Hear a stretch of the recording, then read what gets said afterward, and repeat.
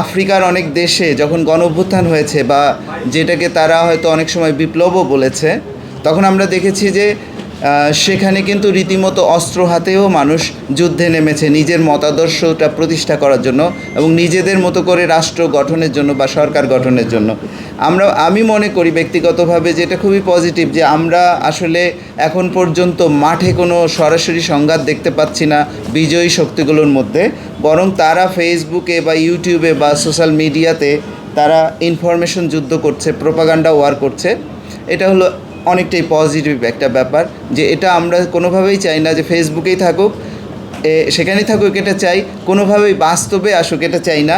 এবং সেই দিক থেকে এই যে মিস ইনফরমেশন ডিসইনফরমেশনের যুদ্ধ, এটা আমি খুব পজিটিভলি দেখি। এবং আরও আমরা দেখব যে একজন সাবঅল্টার্ন স্টাডিজের একজন গবেষক ব্রিটিশ আমলে এই গুজবের ভূমিকা নিয়ে একটা গবেষণা করেছিলেন। সেখানে তিনি দেখিয়েছিলেন যে মহাত্মা গান্ধীর উপরে দেবত্ব আরোপ করা হচ্ছে নানান রকমের গুজবের মধ্য দিয়ে, এবং এর ফলে ব্রিটিশ বিরোধী যে আন্দোলন সেটা অনেক শক্তিশালী হচ্ছে। আপনাদের অনেকেই মনে পড়বে যে যখন এই মৌলানা দেলোয়ার হোসেন সাইদিকে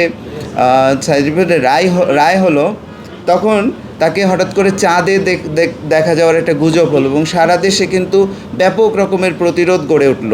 এখন এই গুজবটাকে আপনি দুই দিক থেকেই দেখতে পারেন, যে প্রতিরোধের জন্য গুজবটা তৈরি হয়েছে, আবার এটাকে আপনি একটা মিস ইনফরমেশন বা একটা রিউমার হিসেবেও দেখতে পারেন। যেমন উনি বলেছেন মুক্তিযুদ্ধের বিরুদ্ধেও কিন্তু গুজব তৈরি হয়েছে, কিন্তু আমরা কি জানি স্বাধীন বাংলা বেতার কেন্দ্রে কিন্তু ভুল তথ্য ছড়ানো হতো মুক্তিযোদ্ধাদেরকে উৎসাহ দেওয়ার জন্য। এখন আপনি কোনোভাবেই কিন্তু আপনার যখন যে একটা আপনি পলিটিক্যালি একটা পজিশন নেবেন, সেই পজিশন থেকেই কিন্তু আপনি এই তথ্যগুলো সাবস্ক্রাইব করতে থাকবেন এবং সেইভাবেই কিন্তু আপনার ন্যারেটিভটা তৈরি হবে। এখন বিএনপিও গুজব ছড়াবে, জামাতও গুজব ছড়াবে, শেষ পর্যন্ত আওয়ামী লীগও গুজব ছড়াবে, এবং সমস্ত রাজনৈতিক শক্তি এবং সমস্ত অরাজনৈতিক শক্তি যদি গুজব ছড়ায়, এর আসলে ফলাফল কী?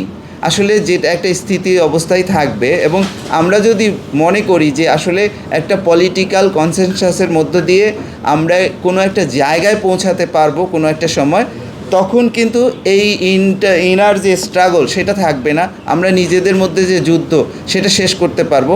এবং এই যুদ্ধটার ফলে আমাদের মধ্যে যে বিভাজন এবং অপতথ্যের ছড়াছড়ি হচ্ছে সেটাও একটা পরিণতিতে আসবে, এটা শেষ হয়ে আসবে। বসুন্ধরা টিস্যু, অশুদ্ধতার বিরুদ্ধে এক বিন্দুও ছাড় নয়।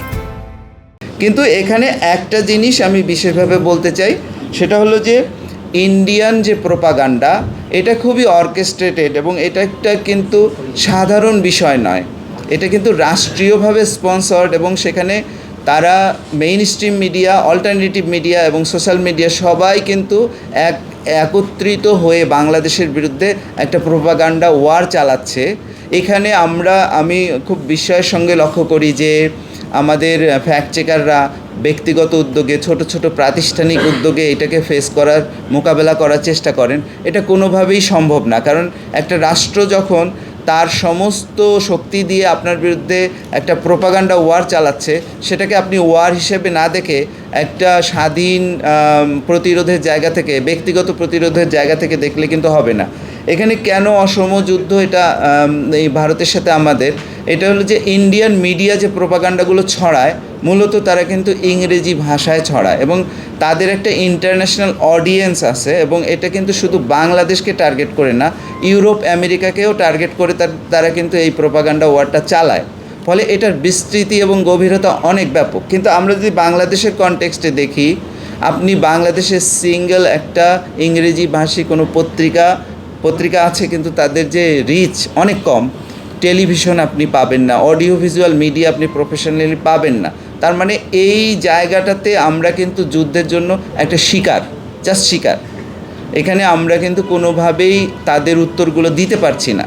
এই জায়গা থেকে আমার কাছে যেটা মনে হয় যে এটাকে আমরা ওয়ার ধরতে পারি, কিন্তু ইন্টারনালি যেটা হচ্ছে, আমি আপনার বিরুদ্ধে, আপনি আমার বিরুদ্ধে নানান তথ্য ছড়াচ্ছেন, এগুলো আসলে সলভ হয়ে যাবে যদি আমরা পলিটিক্যাল একটা কনসেনসাসের মধ্যে পৌঁছাই। যদি দলগুলো আসন ভাগাভাগি, ভোট ভাগাভাগির জায়গায় পৌঁছে যায়, এগুলো আর কিছুই থাকবে না। কারণ পক্ষ কিন্তু সবাই 5ই আগস্টের আগে একই পক্ষ ছিল, এখন তারা নিজের দিকে টানছে, কিন্তু মূল শত্রু কিন্তু বাইরে আছে। আমরা গোপালগঞ্জের ঘটনা দেখেছি, ফাইটটা কিন্তু বহু বছর করতে হবে। ফলে আমরা যদি এই জায়গায় থেমে যাই তাহলে হবে না, বড় পিকচারটা দেখতে হবে, সেইভাবে আমাদের স্ট্র্যাটেজিটা সাজাতে হবে। আজকে যারা